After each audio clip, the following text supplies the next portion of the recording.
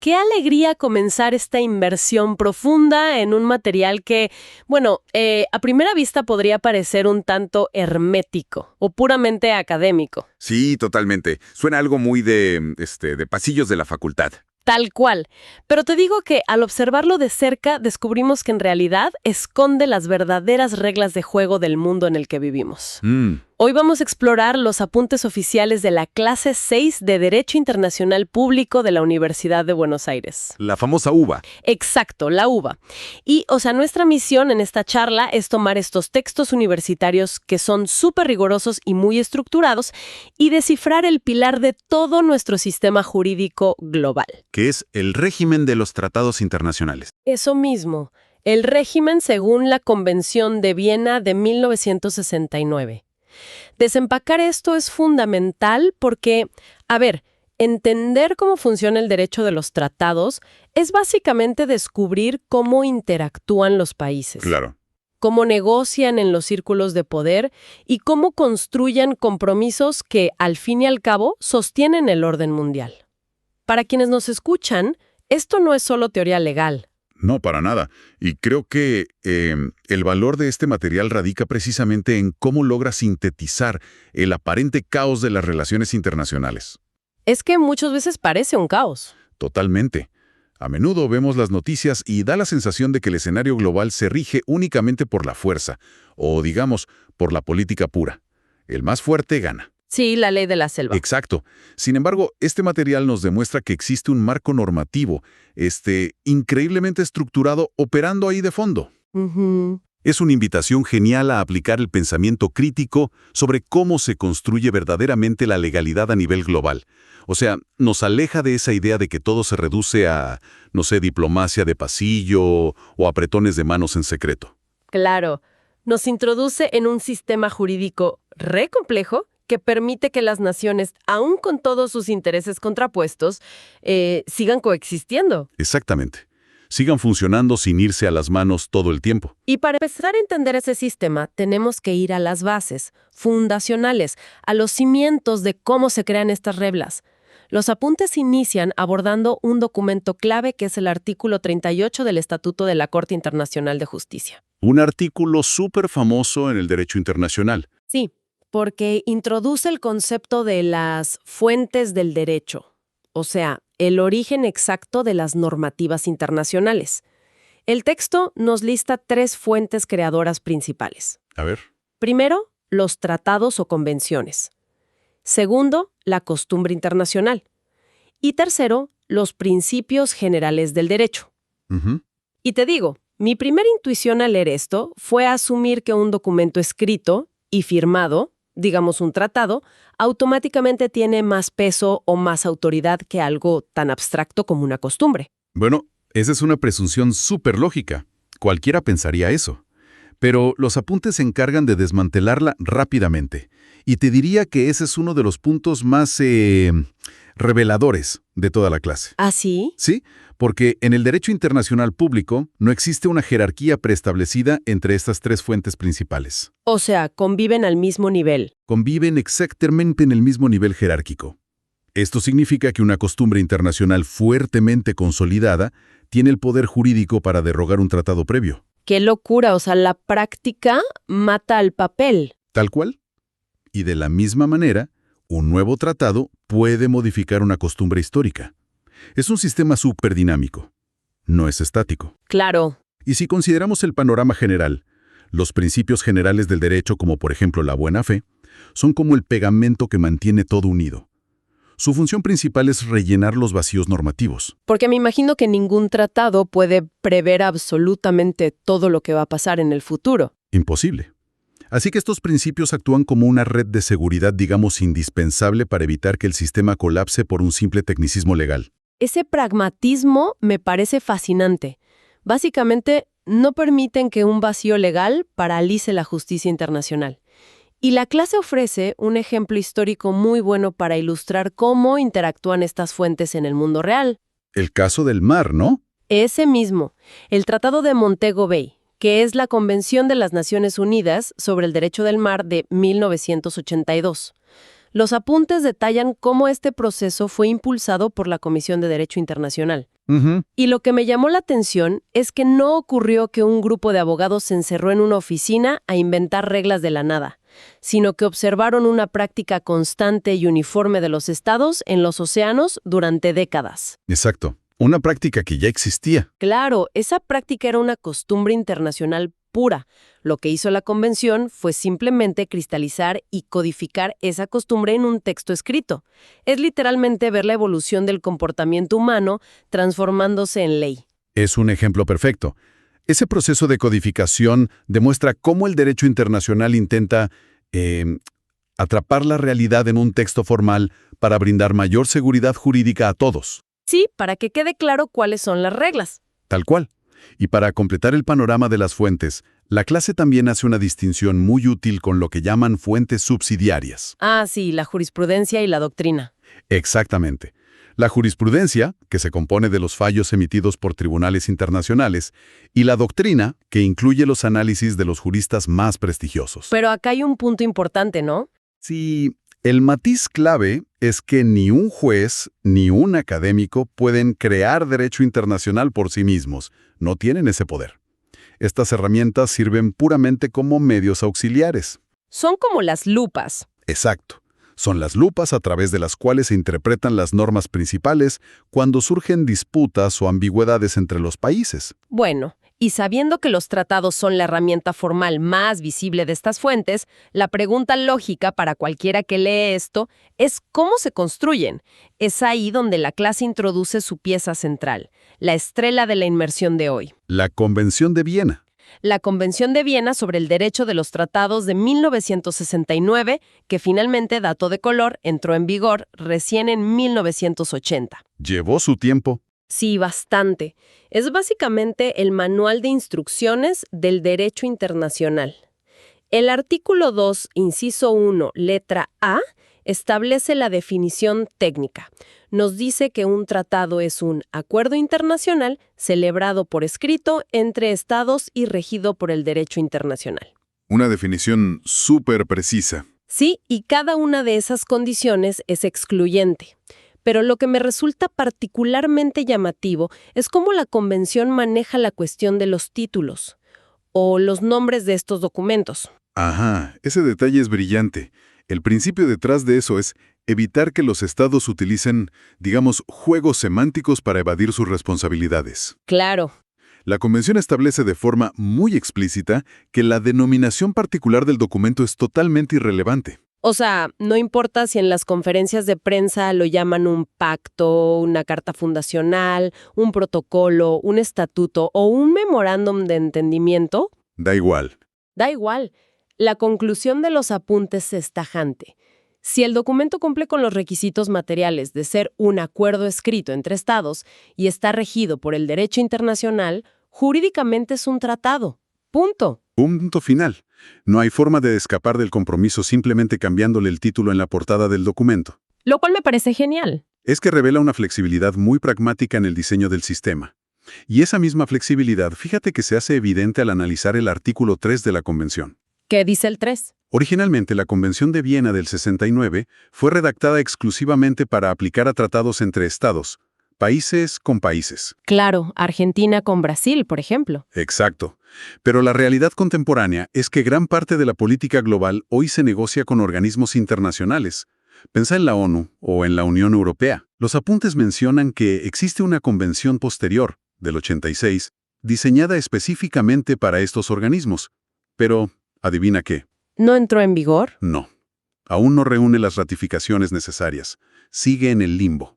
¡Wow! Pero, lejos de dejar estas relaciones en un agujero negro jurídico, el artículo 3 permite que las reglas del 69 se apliquen de forma supletoria a esos acuerdos. ¡Ah, qué inteligente! Es un mecanismo de supervivencia del propio derecho internacional. Se adapta para no perder relevancia. Esa capacidad de adaptación nos lleva a un problema mucho más humano, creo yo. Y práctico. Si las reglas son tan claras sobre qué es un tratado, el siguiente obstáculo lógico que plantea la clase es ¿quién tiene realmente la autoridad para comprometer a toda una nación en un documento de esta magnitud? Claro. ¿Quién agarra la lapicera? Exacto. El artículo 6 de la Convención establece que todo Estado tiene capacidad jurídica para celebrar tratados. Pero los estados son construcciones abstractas.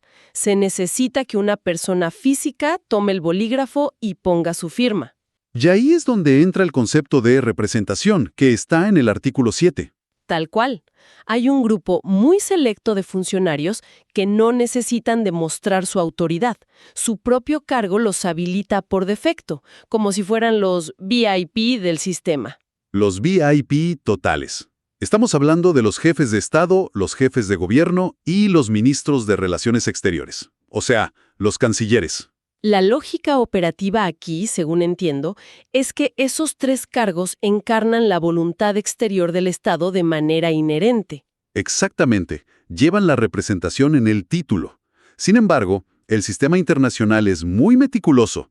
No otorga esa misma presunción al resto de los funcionarios gubernamentales. Por más alto perfil que tengan. Por más alto perfil que tengan. Cualquier otro representante, incluso embajadores súper reconocidos, necesita presentar un documento formal y específico conocido como plenos poderes. Que está definido en el artículo 2. Así es, este documento es la prueba tangible de que la persona está autorizada no solo para hablar en nombre del país, sino para obligar al Estado legalmente. Los apuntes de la UBA proporcionan un escenario muy claro para entender esto en la práctica. Imaginemos a una embajadora de Argentina que está oficialmente acreditada en Francia, vive en París, trabaja ahí. Bien. Si de repente surge la necesidad de que viaje a España para negociar y firmar un tratado en representación de su país, no puede simplemente tomar un vuelo, presentarse en Madrid y firmar. No, ni de casualidad. Obligatoriamente necesita que su gobierno, desde Buenos Aires, le emita esos plenos poderes. ¿Por qué? Porque su designación original solo le otorga autoridad de representación bilateral frente a Francia. Claro, frente a Macron, digamos. No frente al gobierno de España ni en un foro multilateral. Exacto. Es un requisito técnico, sí, pero los apuntes aclaran que su ausencia invalidaría todo el proceso. Todo lo que firme no tendría validez. Y este nivel de formalidad, además, nos conecta con otro procedimiento diplomático reclásico que aborda la clase, que es el famoso placet. Ah, el placet. Sí, porque las relaciones internacionales requieren un reconocimiento mutuo constante. Cuando un país decide enviar un embajador, el Estado receptor, el que lo va a recibir, debe otorgar su aceptación formal. Ese es el placet. Tienen que darle el visto bueno. Exacto. Y una prerrogativa clave es que pueden denegar esa aceptación sin ninguna obligación de justificar los motivos. Te pueden decir que no y punto. Y sin dar explicaciones. Sin dar explicaciones.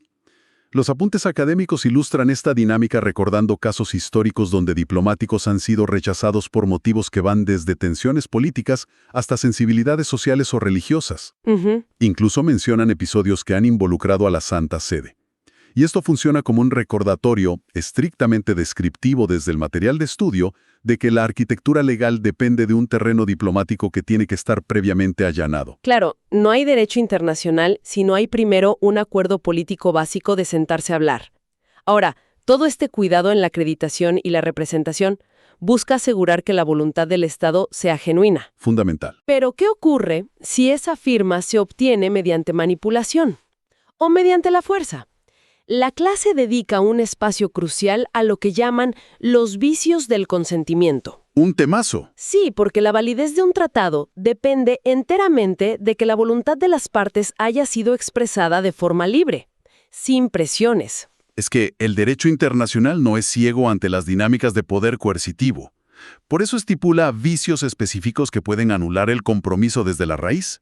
Contemplan, por ejemplo, el error y el dolo. El dolo vendría a ser... Se define como una conducta fraudulenta, un engaño deliberado por parte de otro Estado durante la negociación. Te mintieron con los datos, por ejemplo. Claro, pero el foco más severo y donde la convención se pone más firme está puesto en la violencia o coacción.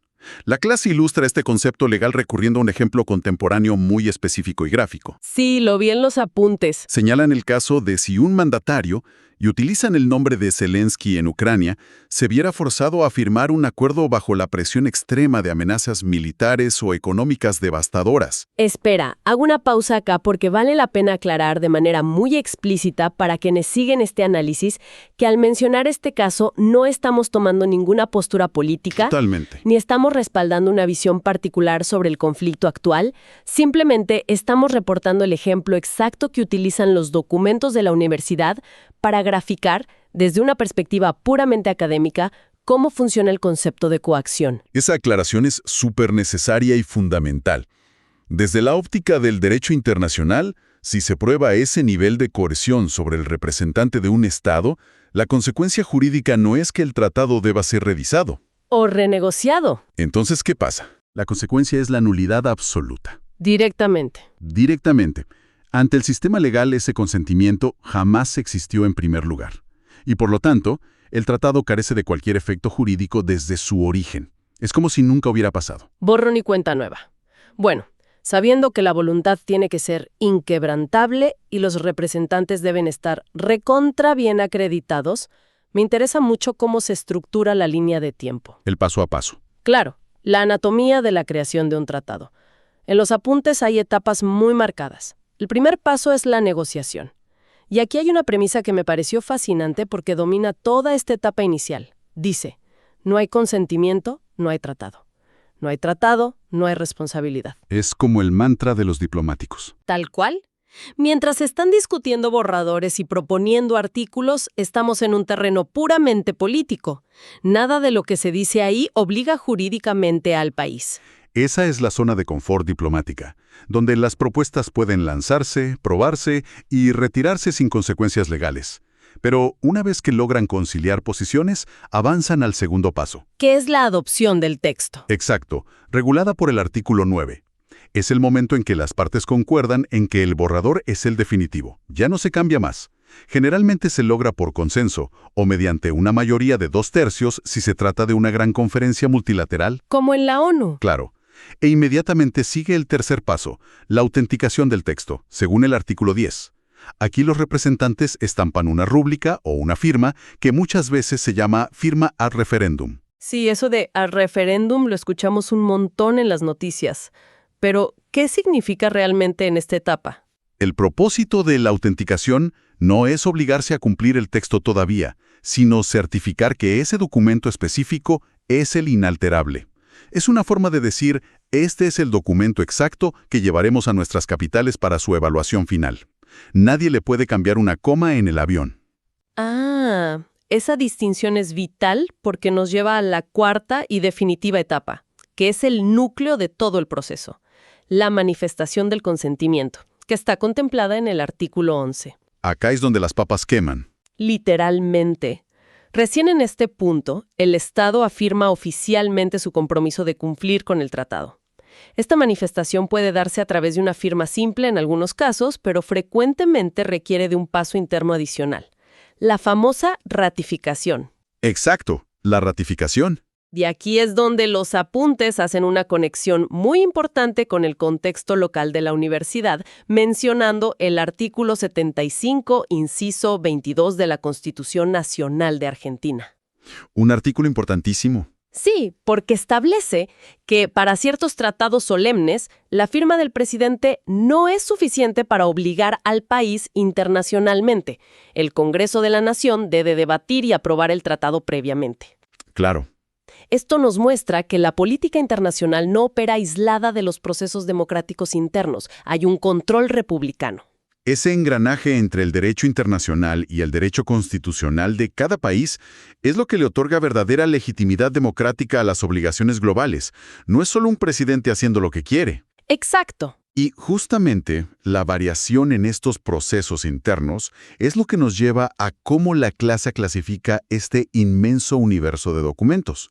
Porque no todos los tratados requieren el mismo nivel de escrutinio. Los apuntes desglosan varias categorías utilizando ejemplos muy cotidianos. La primera clasificación es por su nivel de apertura. A ver. Por un lado están los tratados abiertos. Estos están diseñados para que otras naciones puedan adherirse en el futuro sin haber participado en la negociación original. Ejemplos clásicos que da el texto son la Convención del Mar o la OTAN, que tiene protocolos de adhesión. Cualquiera que cumpla los requisitos puede tocar la puerta y entrar. Claro. Por otro lado, están los tratados cerrados, que operan literalmente como clubes exclusivos. El Mercosur o la Unión Europea entran en esta categoría. El ingreso no es automático. Para nada. Deben aprobar sí o sí. Es un proceso larguísimo. Y otra distinción profunda que hacen los apuntes es por su naturaleza jurídica. Dividen el escenario en tratados ley y tratados contrato. Suena a clase de obligaciones. Tiene un aire, sí. Los tratados ley son aquellos que establecen normas de conducta universales. Están diseñados para aplicarse a todos los firmantes por igual, sin buscar un beneficio material directo y cruzado. ¿Un ejemplo de esto sería? Un ejemplo primordial sería el Pacto de San José de Costa Rica sobre Derechos Humanos. Todos se comprometen a respetar los derechos fundamentales, sin esperar que el otro país le pague por hacerlo. Claro, el beneficio es para la humanidad, no económico. Exacto.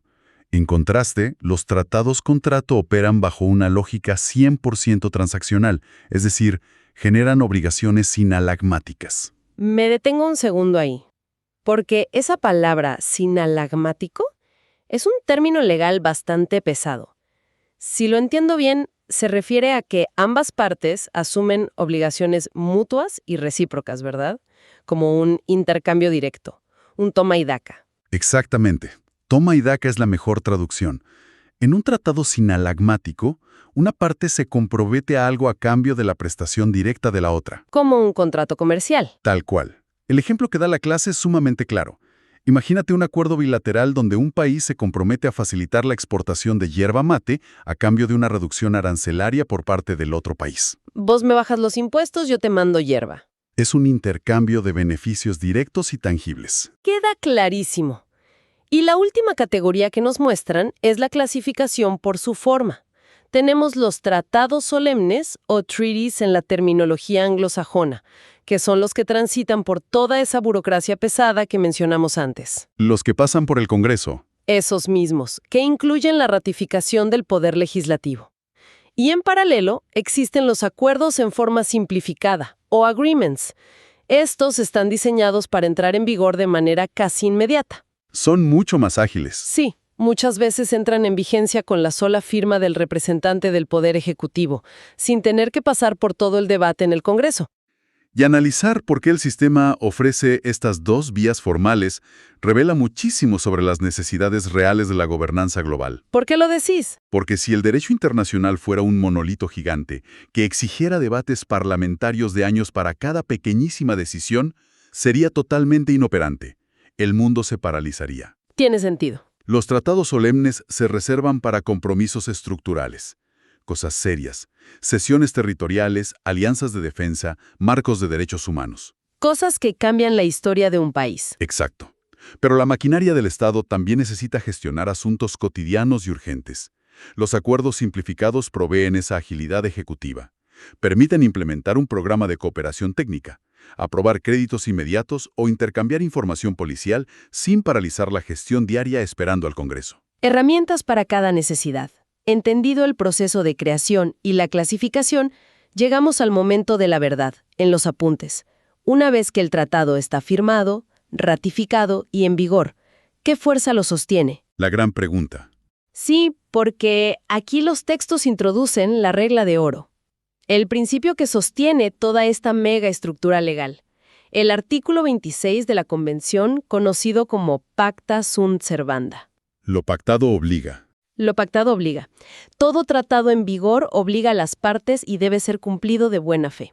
Es la garantía legal de que la palabra empeñada a nivel internacional tiene un peso vinculante real, no es un saludo a la bandera.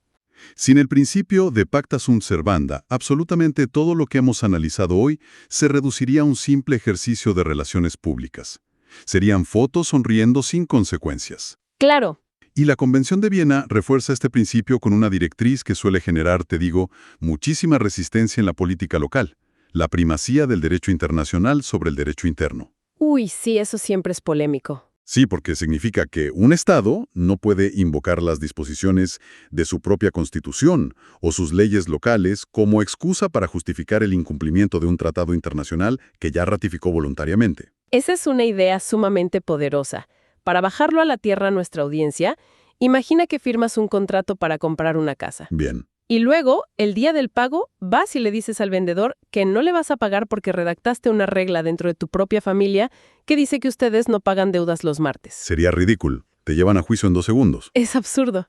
Bueno, el derecho internacional opera bajo esa misma lógica de sentido común. No te permite usar tu propio sistema interno como un escudo para evadir la responsabilidad que ya asumiste con tus pares. Exactamente. Pero sabemos que las naciones, siendo naciones, a veces rompen esas promesas. ¿Cómo procesa el sistema esas fracturas sin que todo termine en una guerra? Bueno, cuando se produce una violación de las obligaciones, la Convención se apoya en el artículo 60. Pero guarda, no cualquier infracción menor destruye el tratado. ¿Ah, no? No, el texto especifica que debe tratarse de una violación grave, y la define como un rechazo del tratado que no esté admitido por la Convención, o la violación de una disposición que sea esencial para lograr el objeto y fin del acuerdo. O sea, romper el corazón del tratado. Exacto. Si eso ocurre, la parte afectada tiene la causal legal para dar por terminado el tratado, o si prefiere, suspender su aplicación. Y lo que es más consecuente, este incumplimiento detona lo que se llama la responsabilidad internacional del Estado. Suena fuerte. Lo es. A los ojos del sistema global, el Estado ha cometido un acto internacionalmente ilícito, y tiene que responder por eso. Y al cometer ese acto ilícito, me imagino que el sistema busca evitar que la situación escale a un conflicto bélico abierto. Siempre. Ese es el objetivo número 1. Por eso, los apuntes dedican su última sección a enumerar las vías de resolución pacífica de controversias. Y veo que las herramientas varían en intensidad. Van desde la negociación diplomática directa, que es como el primer paso, Sentarse a hablar. pasando por la mediación de un tercer estado neutral que ayude a acercar partes, hasta llegar a instancias mucho más punitivas como el arbitraje internacional. O en su máximo nivel, someter el caso a la jurisdicción de la mismísima Corte Internacional de Justicia. El objetivo final es siempre reparar el daño y reconducir a las naciones hacia el cumplimiento de esa buena fe original de la que hablábamos al principio. El diseño completo de este sistema, desde cómo nacen las fuentes hasta cómo se resuelven los conflictos, busca contener la imprevisibilidad del comportamiento estatal.